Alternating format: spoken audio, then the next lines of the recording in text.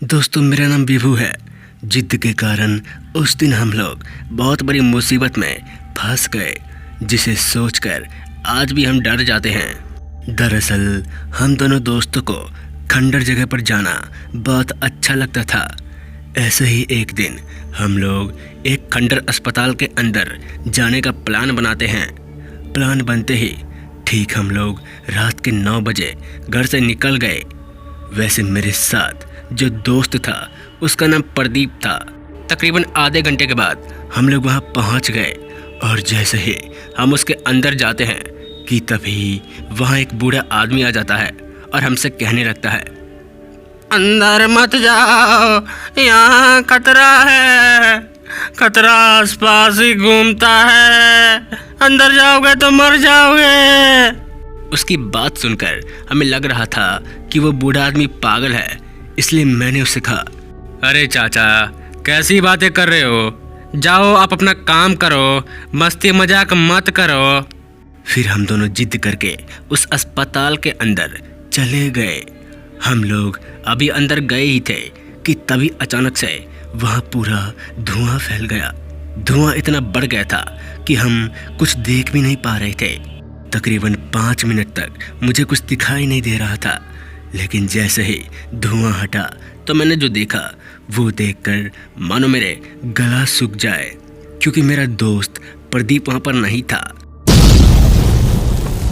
फिर मैंने सोचा कि यहाँ रुकना ठीक नहीं है, इसलिए मैं वापस बाहर निकलने के लिए जा ही रहा था कि तभी अचानक से दरवाज़ा लग गया।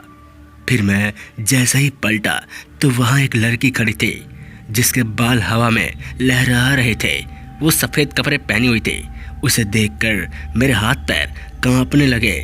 मैं भी कुछ कर पाता कि तभी उसने अपने लंबे नाखूनों से मेरे पेट पर हमला कर दिया। वो कोई आम लड़की नहीं थी, बल्कि एक शैतान थी।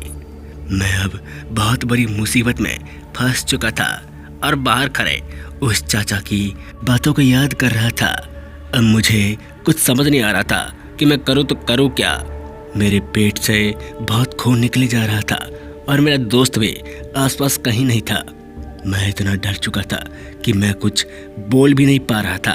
और ये मेरी ज़िंदगी में पहली बार हो रहा था, क्योंकि मैं आज से पहले ऐसी जगहों पर बहुत बार गया था।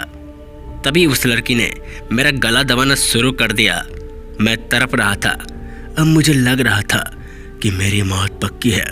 तभी कुछ ऐसा हुआ जिसने मेरी जान बचा दे, क्योंकि तभी वहाँ मेरा दोस्त आ गया। उसने अपने गले से ताबीज़ निकालते हुए उस लड़की को दिखा दिया और ताबीज़ देखते ही वो हमारे आंखों के सामने चिल्लाते हुए गायब हो गई। जिसके बाद तुरंत हम दोनों गेट के पास पहुँचे और एक ही प्रयास में गेट खुल गया। बाहर निकलते ही मैंने अपने दोस्त से कहा, तो कहाँ चला गया था? फिर मेरे दोस्त ने बताया कि जैसे ही वहाँ पर धुआं आया कि किसी शक्ति ने मुझे खींच लिया, जिसके चलते मुझे चोट लग गया।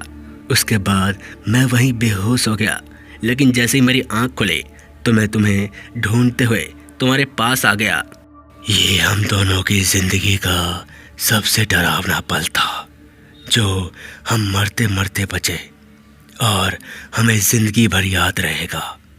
तो ये थी आज की कहानी। मिलते हैं ऐसी डरावनी कहानी के साथ, क्योंकि डर लगता है।